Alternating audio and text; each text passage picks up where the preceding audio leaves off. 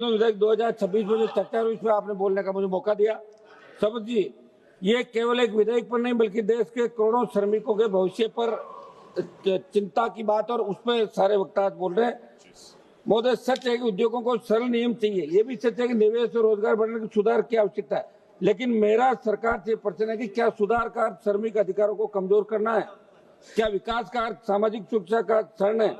मैं आपके माध्यम से सरकार को कहना चाहता हूं कि ये विधेयक तकनीकी संशोधन के नाम पर श्रमिक अधिकारों को और कमजोर करने की दिशा में एक और कदम है। सरकार ये कहती है कि स्पष्टता के लिए, तो देश भर के ट्रेड यूनियन क्यों इसका विरोध कर रहे हैं? क्या कारण है कि श्रमिक असुरक्षित महसूस कर रहे हैं? सावत जी, सरकार का तर्क है ये विधेयक छोटा सा है। मैं एनडीए सरकार से पूछना चाहता हूं, ये आकार में छोटा जरूर हो सकता है विधेयक आपका, लेकिन हमारी अर्थव्यवस्था की जो रीढ़ है, श्रमिक वर्ग के अधिकारों से जुड़ी बड़ी बड़ी समस्याओं को दरकिनार करता है। इसलिए आप श्रमिकों के मौलिक मुद्दे को क्यों छोड़ रहे हैं, जिनके कारण से न केवल श्रमिक वर्ग की पूरा औद्योगिक माहौल असंतुलित हो गया? सावत महोदय, सरकार श्रम कोडों में जो बदलाव लेकर आई है, बड़ी चिंता ये है कि श्रम कोडों में किए गए बदलाव ने श्रमिकों के मौलिक अधिकारों को कमजोर कर दिया। कई श्रमिक समूह अब अपने बुनियादी अधिकारों जैसे सामूहिक सौदेबाजी, उचित वेतन, सुरक्षित नौकरी और हड़ताल के अधिकारों को खोते हुए महसूस कर रहे हैं।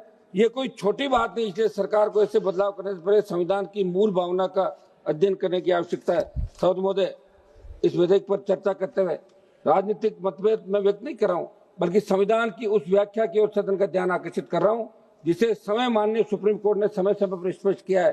अनुच्छेद 14 जो हमें समानता का अधिकार देता है, यदि श्रमिकों की परिभाषा संकुचित कर दी जाती है और बड़ी संख्या में कामगार कानूनी सुरक्षा से बाहर हो जाते हैं, समानता के सिद्धांत पर प्रश्न उठता है। तो महोदय, अनुच्छेद 19(1)(c) जो हमें संघ बनाने की अनुमति देता है, ट्रेड यूनियन बनाना और सामूहिक सौदेबाजी करना मौलिक अधिकार है। यदि हड़ताल के लिए कठोर पूर्व सत्य नोटिस अवधि और दंडात्मक प्रावधान अत्यधिक कड़े किए जाते हैं तो इस अधिकार को व्यवहार में निष्प्रभावी बना देता है। हड़ताल करने का अधिकार मजदूर का हथियार माना जाता है। इसलिए मेरा आग्रह है कि इसमें संशोधन आप करके और नए सिरे से विचार करें। अनुच्छेद 21 जो हमें जीवन और गरिमा का अधिकार देता है, और सुप्रीम कोर्ट ने अनेक निर्णयों में कहा कि जीवन का अर्थ केवल अस्तित्व नहीं बल्कि गरिमापूर्ण जीवन है। नौकरी की सुरक्षा, मनमानी छंटनी और विवाद निवारण में देरी ये गरिमा के अधिकार को प्रभावित करता है। ये विधेयक लाकर संविधान की मूल भावना अनुच्छेद की अवमानना आप लोग कर रहे हैं। समझ महोदय, आर्टिकल 38 राज्य के जो डायरेक्टिव प्रिंसिपल है, आर्टिकल 38 जो सामाजिक आर्थिक राजनीतिक न्याय की बात करता है, आर्टिकल 39 जो आजीविका के साधनों की सुरक्षा की बात करता है, आर्टिकल 43 है जो उद्योगों में श्रमिकों की भागीदारी की बात करता है। इसलिए मैं आपके माध्यम से मंत्री जी को कहना चाहता हूं कि आर्टिकल 38, 39, आर्टिकल 43 एक केवल सजावटी शब्द नहीं है, शासन की दिशा तय करता है। आप यदि ये विधेयक पास करवा लेते हैं तो श्रमिकों की भागीदारी और सुरक्षा के जो राइट उन्हें संविधान ने दिए उन्हें न केवल कमजोर कर रहे हैं बल्कि आम संविधान आदर्शों में दूर जा रहे हैं। इसलिए आपको मंथन करने की जरूरत है।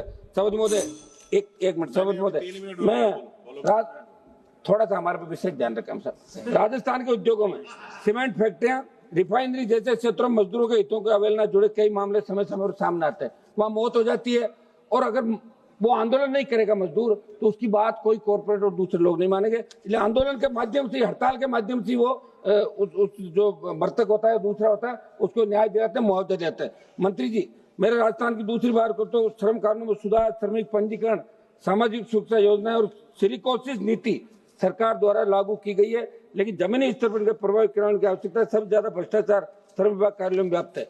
समझ जी, मेरा आपके माध्यम से सरकार से आग्रह है कि हम उद्योग विरोधी नहीं है, हम निवेश विरोधी नहीं है, हम सुधार विरोधी नहीं है, लेकिन हम श्रमिक विरोधी कानून स्वीकार नहीं कर सकते। भारत की अर्थव्यवस्था की रीढ़ मजदूर, कर्मचारी, कारखाना कर्मी, संविदा, श्रमिक, गीग वर्कर, इनके अधिकारों की रक्षा करना इस सदन का कर्तव्य है। और कोई भी विकास तभी सार्थक जब न्यायपूर्ण हो, विकास तभी सही है, एक मिनट साहब, जब वे समावेशी हो।